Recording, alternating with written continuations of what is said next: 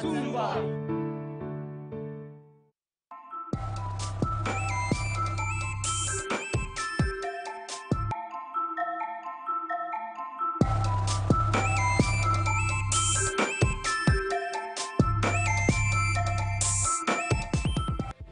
TVWAN News is proudly brought to you by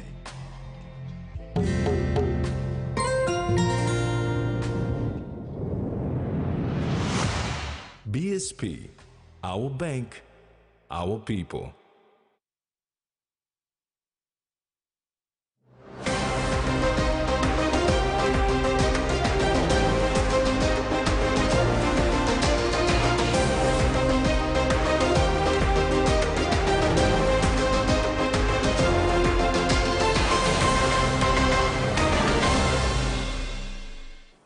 Hello, this is TVWAN News. Thanks for joining us.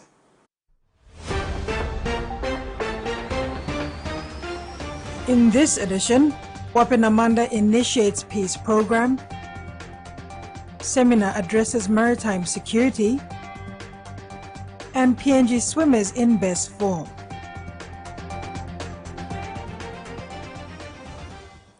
Secretary for the Department of National Planning and Monitoring, Connie Samuel, has encouraged leaders in the region to forge strategic partnerships to leverage digital technologies and scale up sustainable development across the Asia-Pacific. Secretary Samuel said this yesterday when delivering Papua New Guinea's country statement on digital innovations at the 80th session of the Economic and Social Commission for Asia and the Pacific, or ESCAP. The theme of this ESCAP session is leveraging digital innovation for sustainable development in Asia and the Pacific, and is being held at the United Nations Conference Center in Bangkok from the 22nd to the 26th of April 2024. He further added that considering the technological advancements, the region and the global communities have made slow progress in the implementation of the SDGs over the last 7 years, with only 12.6% achievement. In light of the technological advancement, our region and the global communities over the last 7 years have made strong progress in the implementation of the SDGs with only 4.6% achievement, as we have passed the midpoint of implementing the 2030 Agenda for Sustainable Development.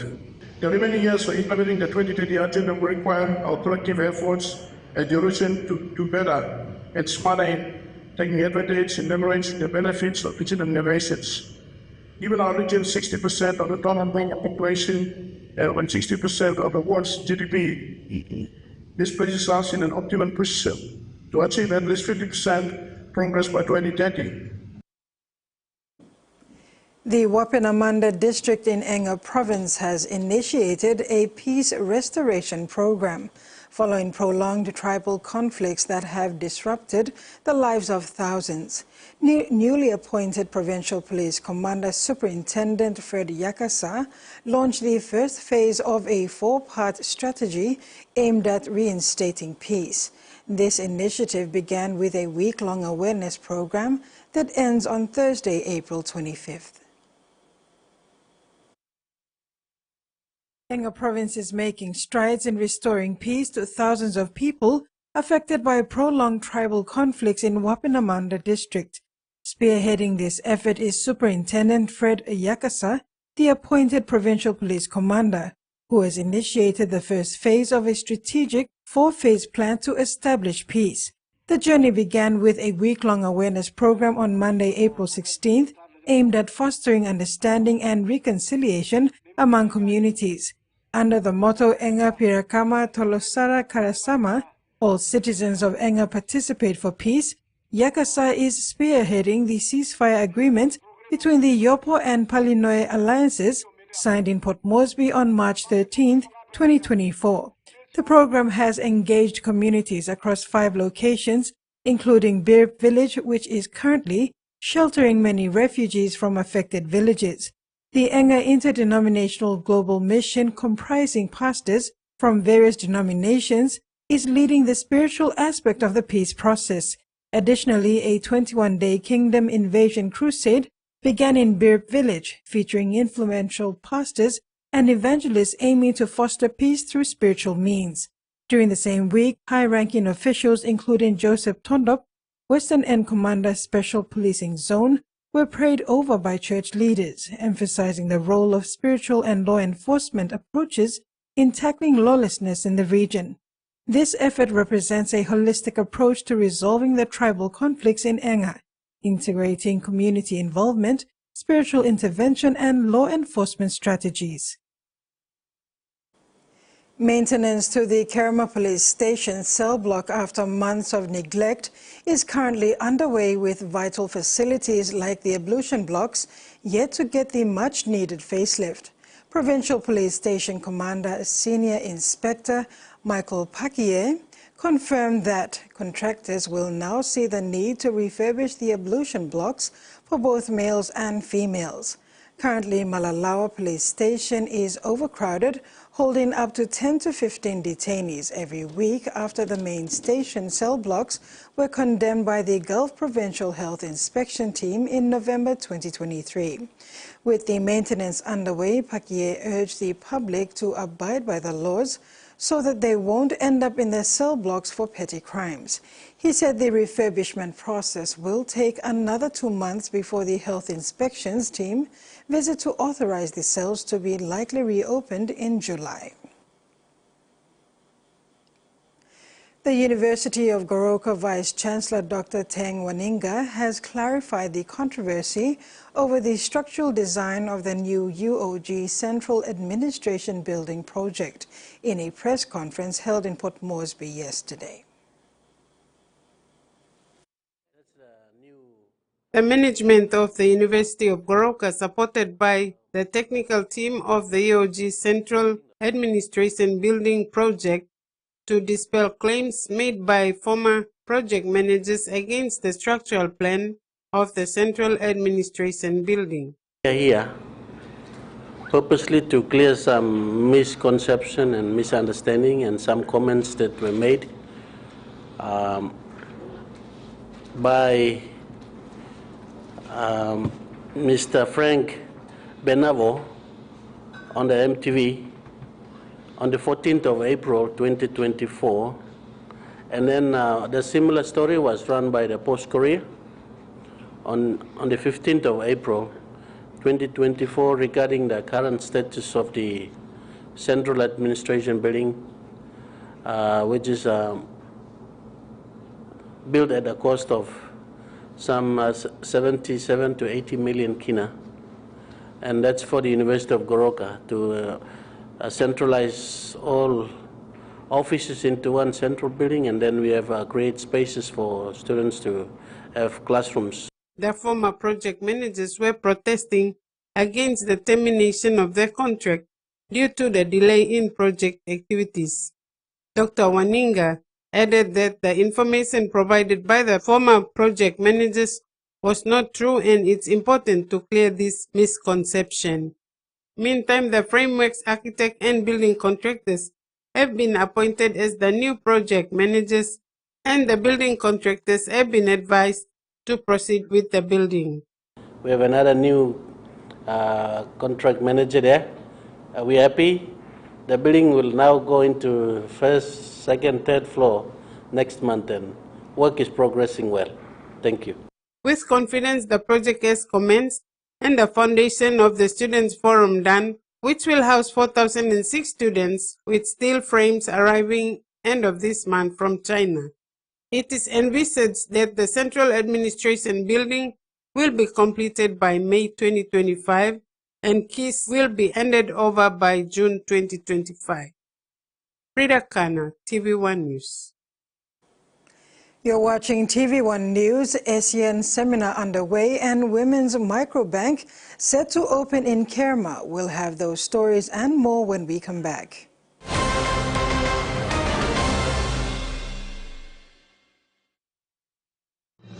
Experience a convenient and smarter way to do your banking with BSB Mobile Banking. You don't have to leave the office or your home to pay for bills. You can view your account balance, transfer funds, top up phone credits, or purchase Easy Pay units wherever you are.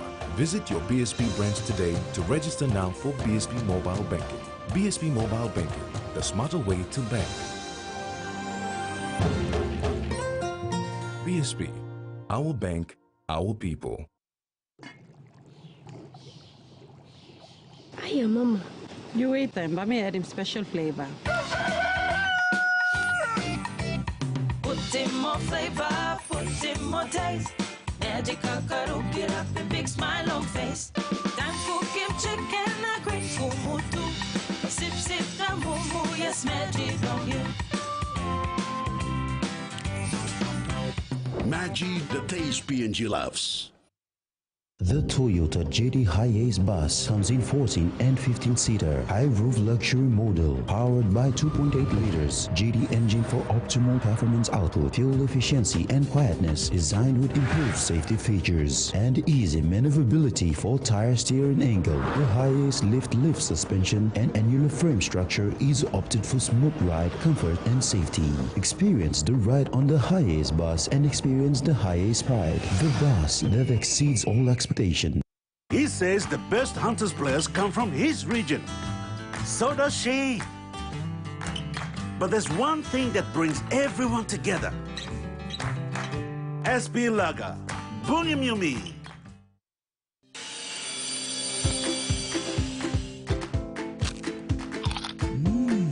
Right across the nation, we eat snacks crackers.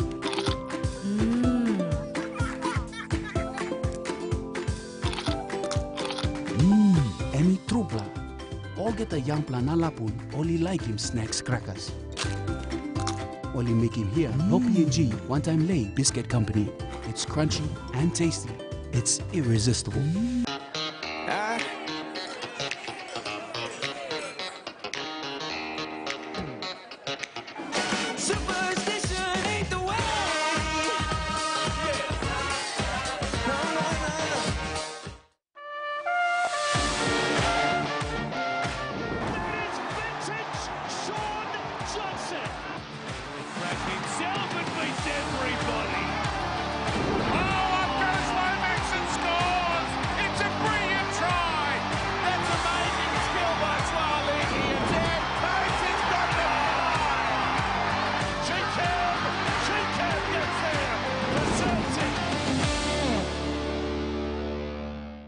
Sunday premiere.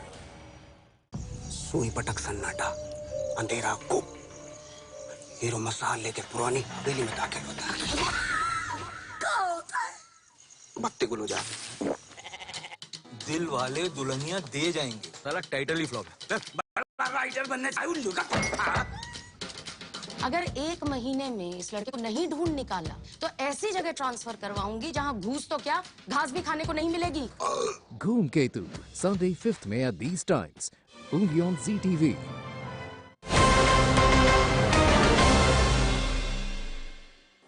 Welcome back. The regional maritime security discussion is underway in Port Moresby as PNG hosts the 3rd series of the ASEAN Regional Forum Seminar on the International Ship and Port Facility Security Code. India, the Philippines, the United States and PNG co-chairs the event, emphasizing the critical role of maritime security in economic and cultural connectivity across Southeast Asia and the Pacific.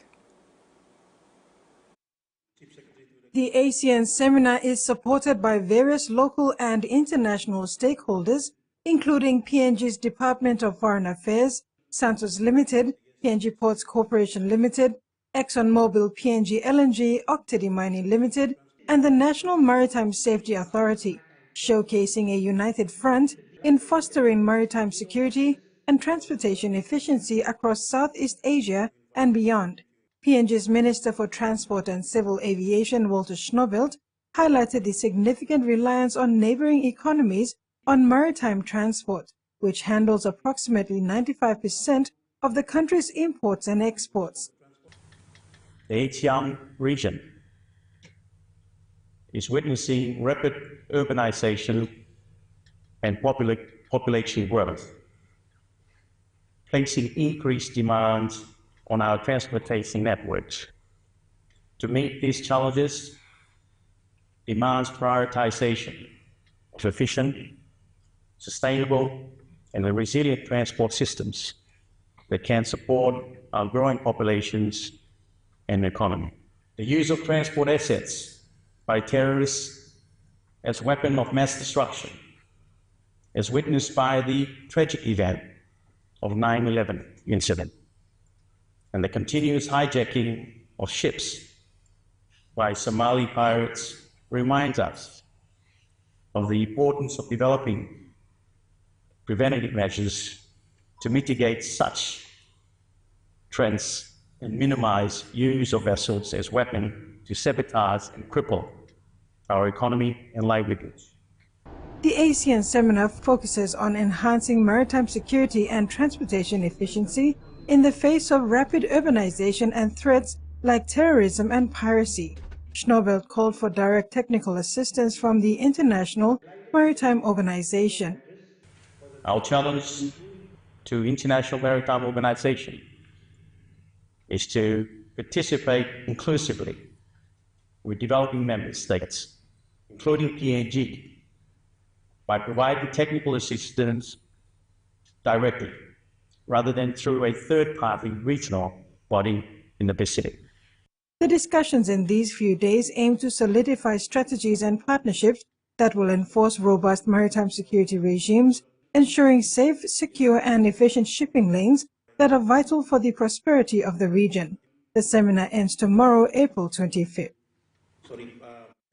Ambassador Ivan Pomalu has highlighted PNG's commitment to enhancing maritime infrastructure resilience when addressing delegates to the 3rd ASEAN Regional Forum on the International Ship and Port Facility Security Code, currently underway in Port Moresby.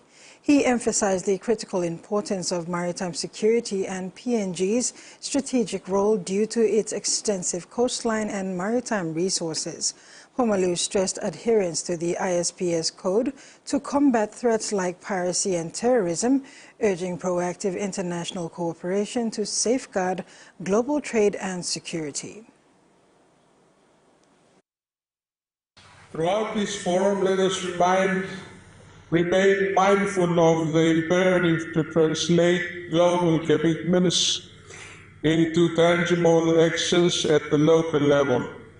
Let us explore innovative solutions and forge partnerships that will enable us to safeguard our seas for generations to come.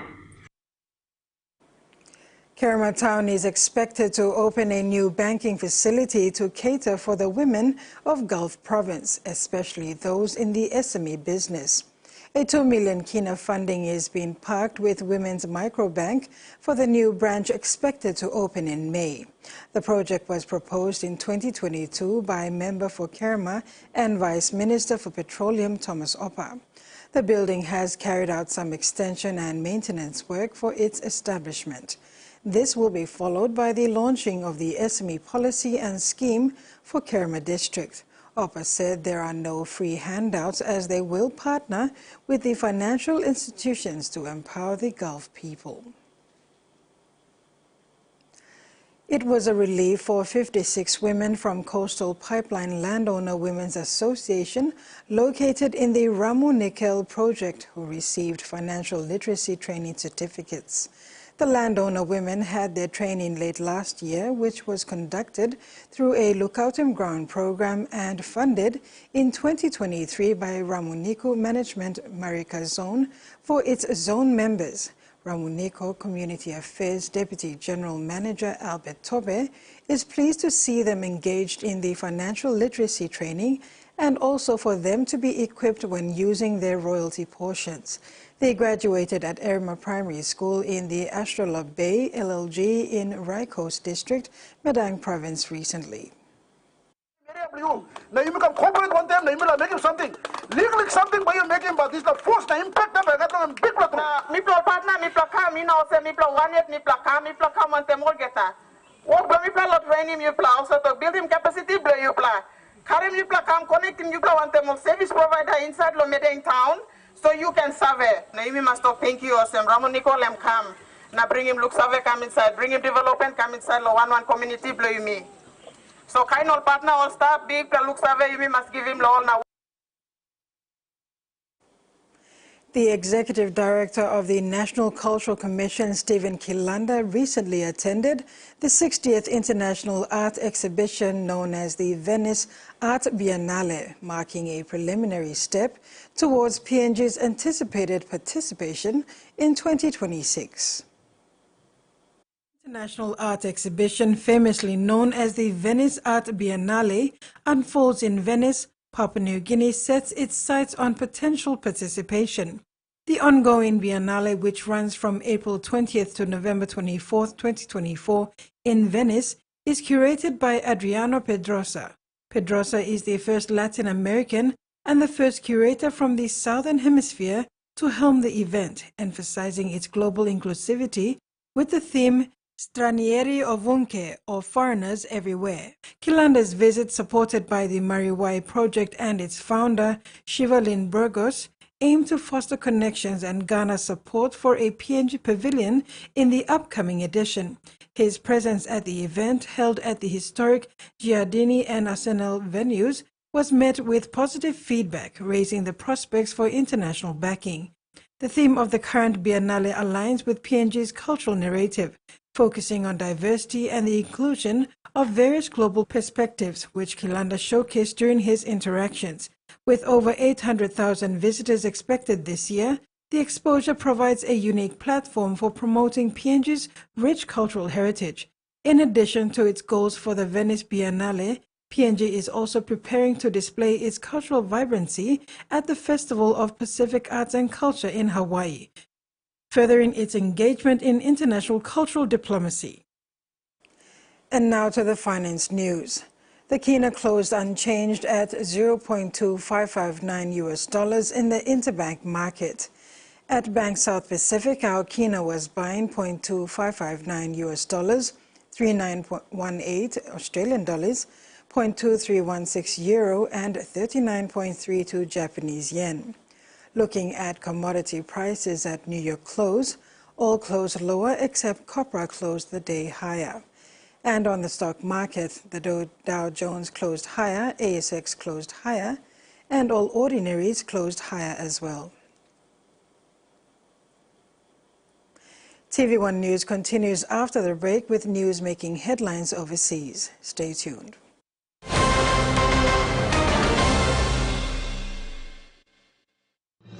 Experience a convenient and smarter way to do your banking with BSB Mobile Banking. You don't have to leave the office or your home to pay for bills. You can view your account balance, transfer funds, top up phone credits, or purchase easy pay units wherever you are.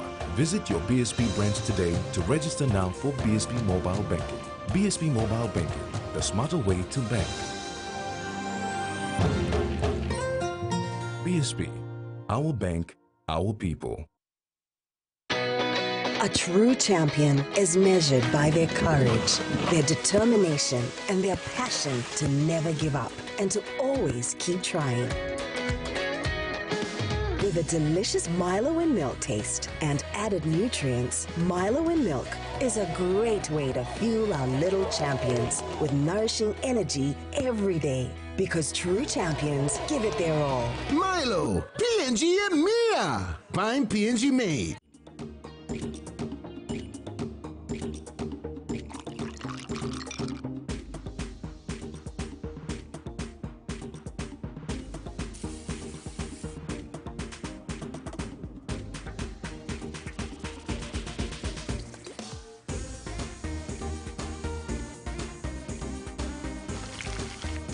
More clean, more sweet. Flame natural white sugar.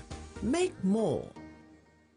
Attention rice lovers! We are giving away 300,000 kina worth of scale school money. 1,000 kina could be yours. With 300 winners and 4 fortnightly draws, your chances are higher than ever. Buy any 1 kg to 20 kg scale or ori rice, cut out the grown for PNG stamp, put it in an envelope with your name, contact details, and drop it in an entry box at selected outlets. Promotion ends March 29, 2024. Hurry and win big with scale and ori rice. Follow us on social media for more details. Terms and conditions apply. Beauty is my business, but beauty sure is a tough game. Filters are great, but great skin, better. And that's why my skin deserves the best. So I choose self-care, soaps that gently nourish my skin, resulting in a radiant look, made with tropical ingredients. I trust self-care from City Pharmacy, so bring it on! My skin is ready and so am I.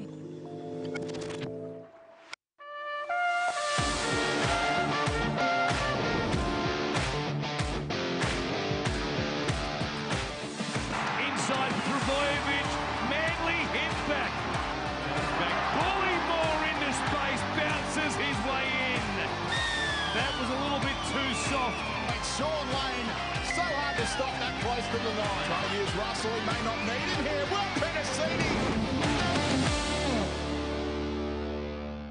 I'm Richard Quest. I love traveling the world. Broaden the mind, open the heart, and I'm not done yet. It's time to embrace new adventures. Find the fun. Oh, my God! Oh! This is rougher than I was led to believe. And seize the moments in this world of wonder. Look at that. Only on CNN.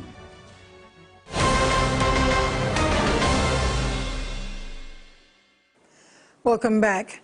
After an elaborate tribal welcome to the mountains of Papua New Guinea, Prime Minister Anthony Albanese has spent the night camping on the Kokoda track.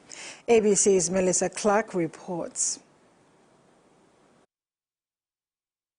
Here in the Owen Stanley Ranges on the Kokoda track, both Prime Ministers of Australia and Papua New Guinea, Anthony Albanese and James Marape, have spent the night under stars, camping here at Daniki Campground after hiking for several hours yesterday up to this site and climbing several hundred metres in elevation. They were welcomed as they passed through villages along the track with flowers, songs and stories.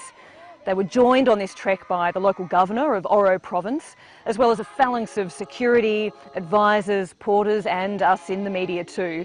They'll continue towards Isarava village for an Anzac Day dawn service tomorrow, where as many as 400 people will commemorate a pivotal battle on the Kokoda track in 1942. Now, the purpose for this unprecedented joint trek has been made clear by both leaders. They want to acknowledge a shared history, to embody the friendship of the two nations and to promote peace in the region. At a time when China is looking to increase its influence in the region, the personal friendship being forged on these muddy tracks between Anthony Albanese and James Marape helps build a closer relationship between the two countries.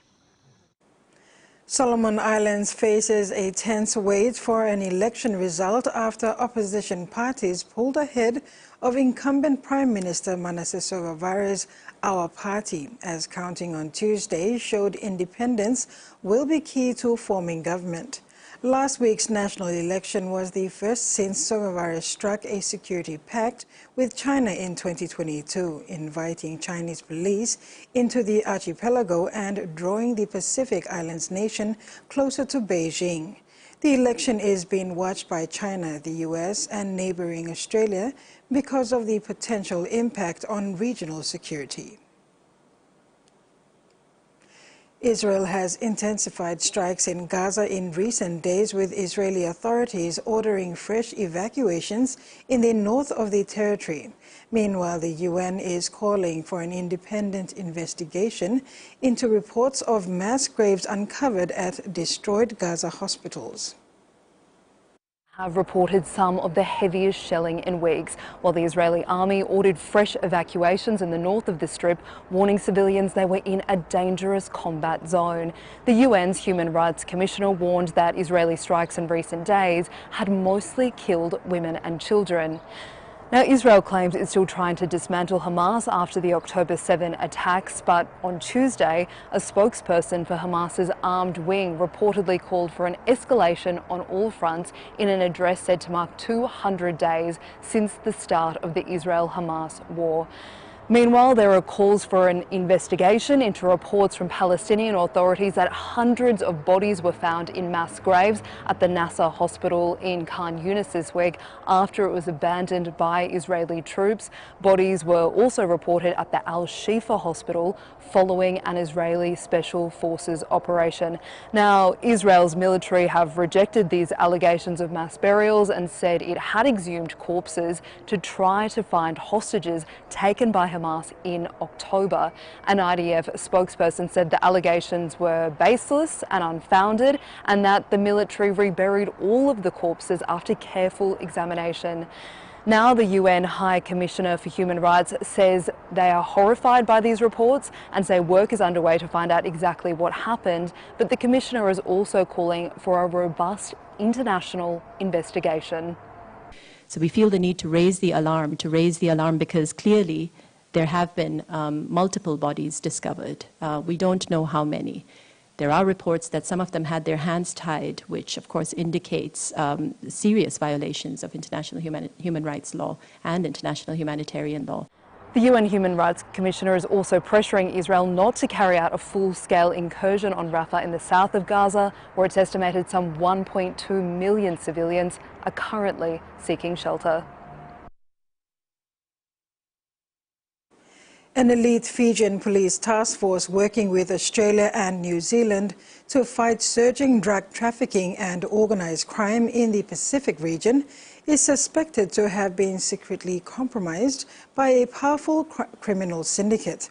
Australian security officials concerns that members of the Fijian Police Commissioner's illicit drug task force have been working for the Zhao syndicate are detailed in police files and briefings provided by officials in Suva. The revelations highlight the challenge Canberra faces in responding to major security threats in the South Pacific, spanning corruption and organised crime amid an intensifying geopolitical contest with Beijing for influence. The rolling green hills of Queensland's Sunshine Coast hinterland is the last place you'd expect to find a polar explorer. But that's where one intrepid researcher has been training to prepare himself for a 560-kilometer trek across the Arctic with an international team of adventurers. The grueling mission all in the name of science.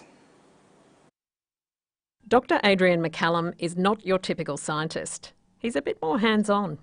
The seasoned polar explorer has been putting in the hard yards as he prepares for his latest mission. So I started dragging one tyre, and there's not many flat areas in Malani, so every tyre drag session is a hilly session, and then after a couple of weeks I added my second tyre, and then when I really feel like a workout I push one of my children in a pram as well. The workout will help the explorer prepare for lugging a sledge with about 100 kilograms of clothing, food and scientific equipment across Greenland's ice sheet.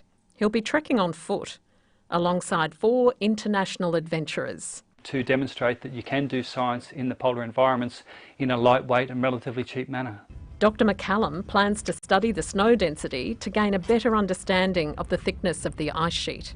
It's actually places like Australia that might be more affected by melting of the Greenland ice cap. So it's not apparent, it's not obvious, but there's a lot of sense for Australia, for Australians to be doing work in the Arctic.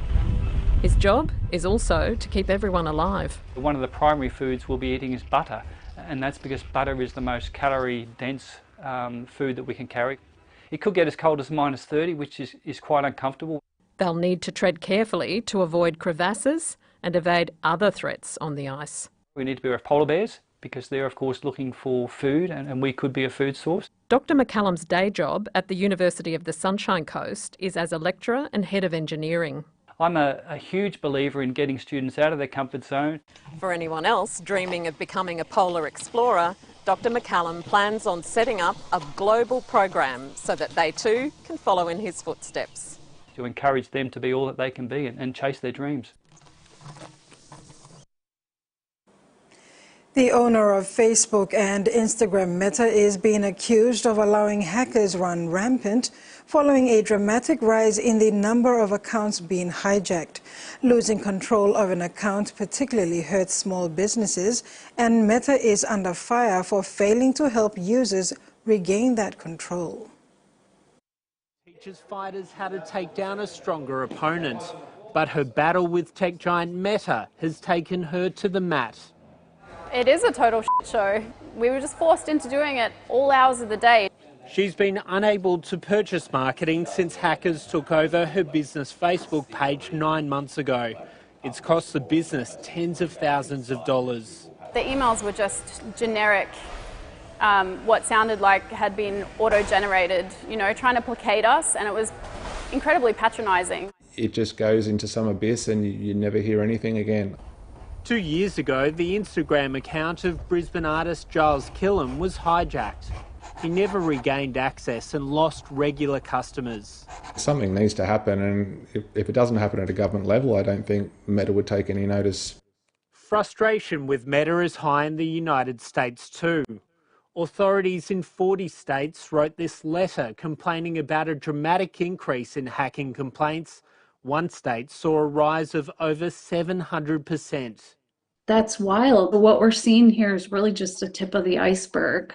Well, I felt I could have added my signature to that letter, as it very much reflects the experiences that we have. In Australia, digital platforms disputes are the fastest growing complaint made by small business. There are fears mass layoffs at Meta could make the situation worse. We'd be concerned if an already ordinary level of performance deteriorates further.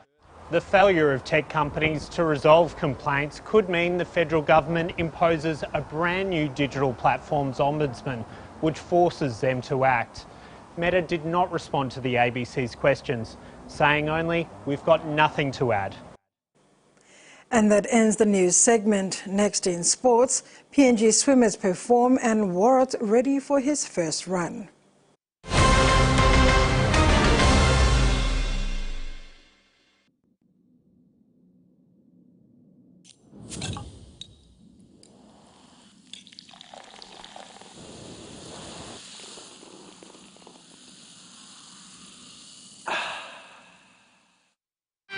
Life is about making memories, sharing new adventures. Go beyond the familiar. Don't let bacteria hold you back from experiencing the world.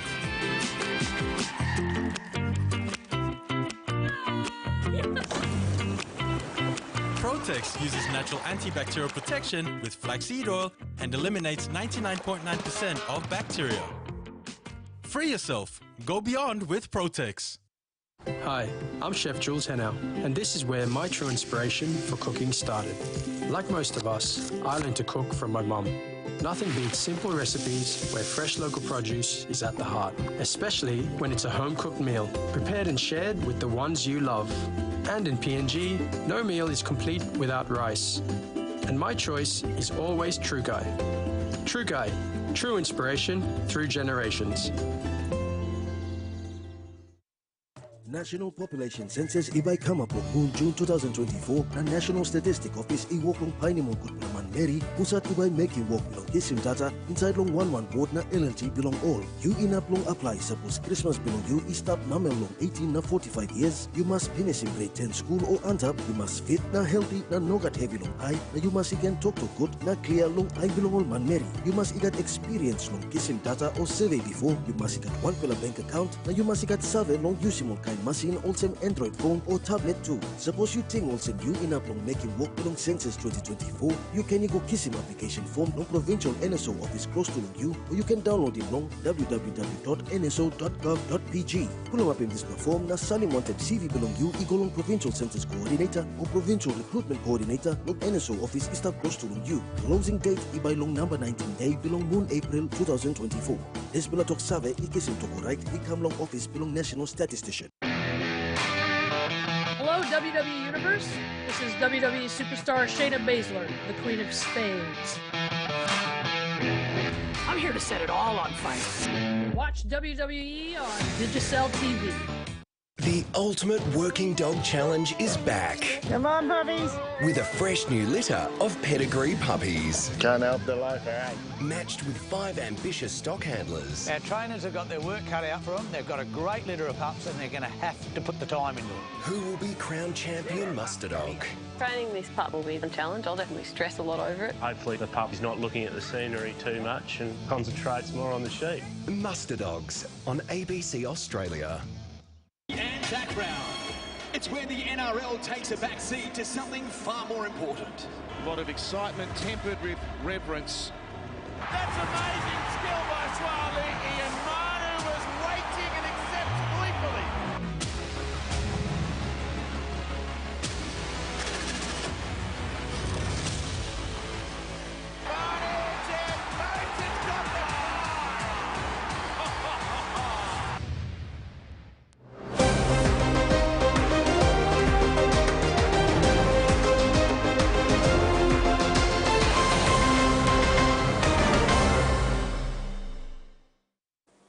Thanks for staying with us. In sports, PNG Swim Team has done well so far in the Oceania Swimming Championship in Gold Coast, Australia. After day one of the championship, PNG put in some strong performances. Georgia Leivele recorded the first medal for Team PNG, claiming bronze in a strong finish. Not only did she win a medal, but she also recorded her personal best, swimming 29.57 minutes in the 50 meters butterfly swim in the final. Jay Nayali, Tokome Garab, Josh Tarere and Thomas Chen also recorded personal best in the same event as well. Tarere did just okay in the 200 meters freestyle, but swam outside his best and is hoping to get his pace right, while Joanne Chen improved on her heat swim in the 100 meters backstroke. The 4x50 meters mixed freestyle team finished fourth in the final. Day 2 heat saw Garab record a personal best in the 50 meters backstroke, while Joanne and Thomas Chen and Felix Delvin made some strides in the heat swims. Tarere and Nathaniel Noka recorded another personal best performance in the 100 meters freestyle heats. Thomas contested in the heats of the 100 meter breaststroke to qualify for the final.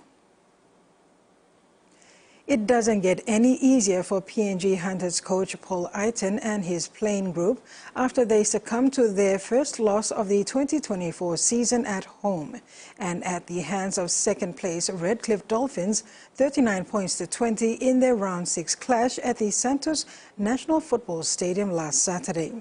The Hunters will be out for another tough encounter against third-place Burleigh Bears this Saturday, hoping for a magic win.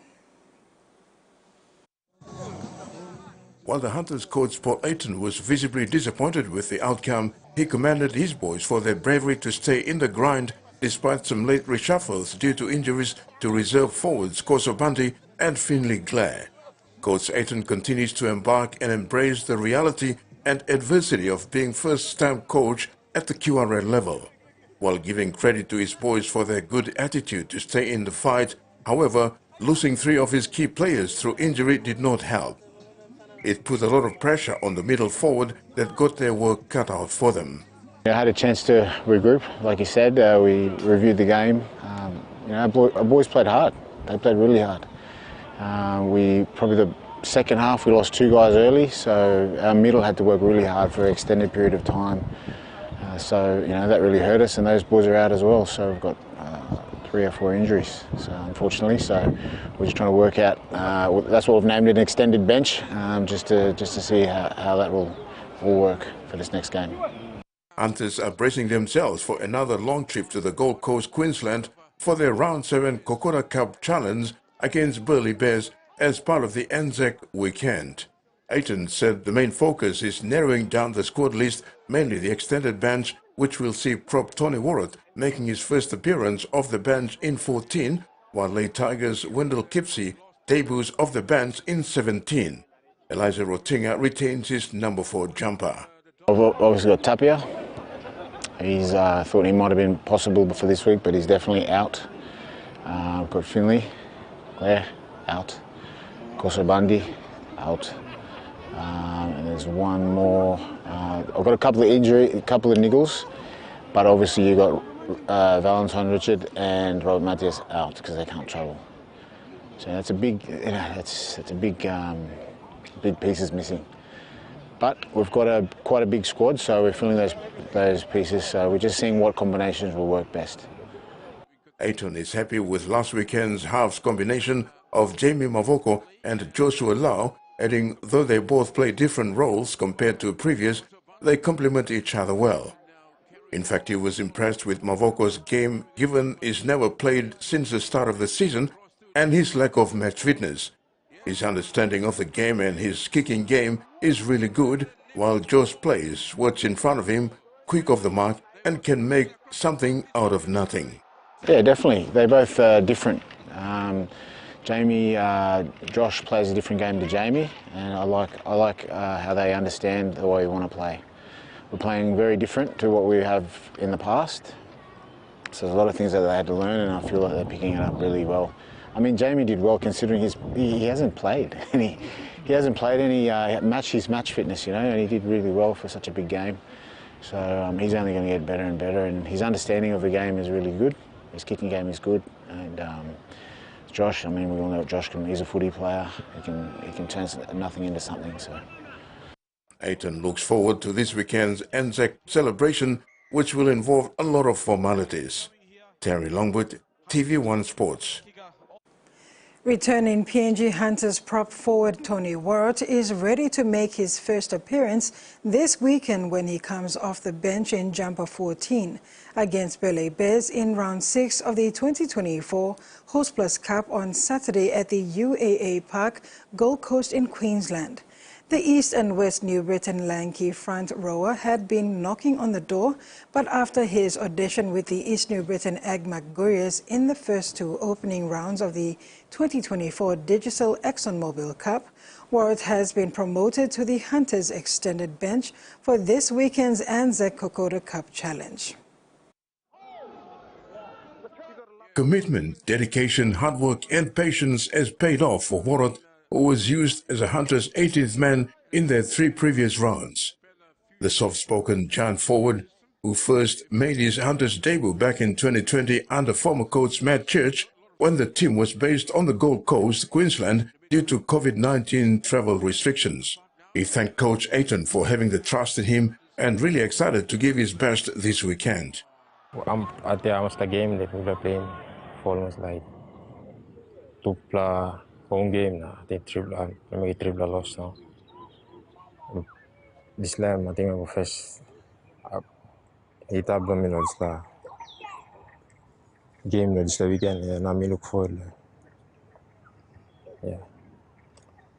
Warrot said he had a good run with the Gurias over the past 2 weekends, which really helped him to brush up on his running game and defense, and also gave him good match fitness as well. He said though it's been a tough start to the season for the Hunters campaign this year, the boys have continued to work hard and looking forward to a good game this weekend against Bears. I think in the last 2 games I play one take when I'm illegal arrested. Me need to work them and me fix it. Now me come inside. Yeah, much look inside begin. No, joining first 17. No take games lagi. And me talk finish him. Prison or training sa wala something from me come. Like I was playing that me plan. When I'm expecting one something that me plan. If I like him them, but me like keep work now. Look forward to improve the next game. Warrot and Wayakoi bring size, energy and aggression to the Hunters pack to match the bigger Burley Bears forward pack, which is filtered with NRL experience as well. Terry Longwood, TV1 Sports. The 2024 Men's ICC T20 World Cup is 40 days away, commencing on June 2nd in America and West Indies. PNG has been playing one-day international and invitational matches in preparation for the event. The biggest cricket event of the year is fast approaching. It appears on the ground at the Nassau County International Cricket Stadium, which is still under construction. The stadium has a barren-looking pitch with no grass, posing many critiques. However, the International Cricket Council says that turfing on the outfield area is set to commence on April 29th, and the pitch should be completed in May before the tournament kicks off in June. 11 clubs have been confirmed for the 2024 men's softball season proper, which is set to pitch off with a double-header this weekend, Saturday and Sunday, at the Venice Softball Diamonds. This is sure to be an exciting season with 2 rounds of competition and only top 5 teams to make the final playoffs in both the A grade and B grade divisions. Brown Eagles are making a comeback this season after seating last season out. Reigning champions United Brothers will look to defending their title, but it's an open playing field until after the first round, which is 10 weeks from now, to see which teams show more dominance. With the recent election of the PNG Baseball Softball Confederation interim executives over the past weeks, there's renewed interest with great excitement among the softball fraternity following the announcement of the National Softball Championships in September this year. While venue is yet to be announced, softball players and enthusiasts will be vying for selection to represent Port Moresby. Early this month, the PNG men's under-16 team made a blunder in the OFC under-16 qualifying championship in Tonga. They suffered a devastating blow, 14-0, to the Solomon Islands in the first match before putting up an improved performance, defeating American Samoa 3-1 in the second game. Their 0-7 defeat to host Tonga in their final match wrapped up their troublesome campaign. The below-standard performances for the PNG men's under-16 side at the OFC qualifying tournament in Tonga raised many eyebrows, with some fans questioning the selection of the team. Among critics was Mulat FC head coach Kevin David, who believes the poor performance reflects inadequate training and ill preparations. He said he couldn't understand why PNG Football Association picked the team 2 weeks before the event. Comeback preparation belum saling tim badan. PNG face with sabi osam. Lihat kalender. So time mau dulu kalender so kita ini advance. David added that all the OFC events are pre-planned with calendar released to member associations early, so that they can prepare for the events outlined in the calendar. Lo side block coaching, yeah, coaches. PNG should have data. Block coaches who satu latihan emosi license or youth coaching D license. D license who's actively performing. The coaches achieve results. So you look now and then put them up. Coaches blow under 16, coaches blow under 17. Put them up. So he's scanning all this little application. He called to review the process of picking the coach to take the young kids to such international events, as it plays a crucial role in determining the results too. If I come upstairs, sometimes it will come like they'll be traumatized by this.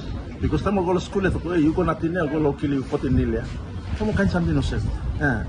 Well, school beginning never start teaching more now. David emphasized that the senior men's team and junior men's team are not the same. Hence, the under-16 deserves a coach who can give them what they can digest at their level to produce results. David says this result can have a negative impact not only on their football career, but also in their personal lives as well. David concluded that this is not only about football, it is also about life, and bad decisions from the top can affect young children and football in the country. He says it is about time the PNG Football Association pulls together in the best interest of football in the country.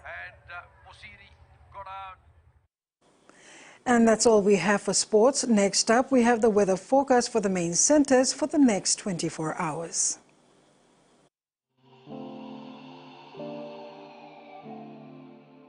Southern region, Port Moresby, few showers and thunderstorms. Momase, Ley, mostly fine. Wewak and Vanimo, few showers. New Guinea Islands, Kokopo, Rabaul, Kimbe and Buka, few showers and possible thunderstorms.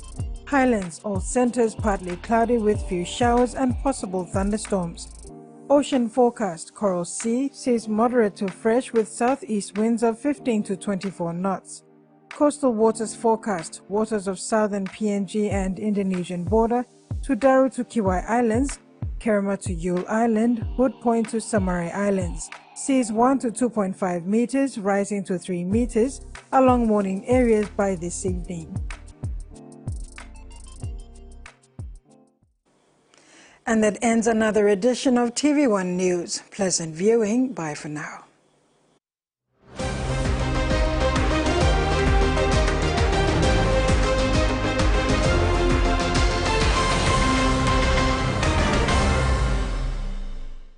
The TV1 News was proudly brought to you by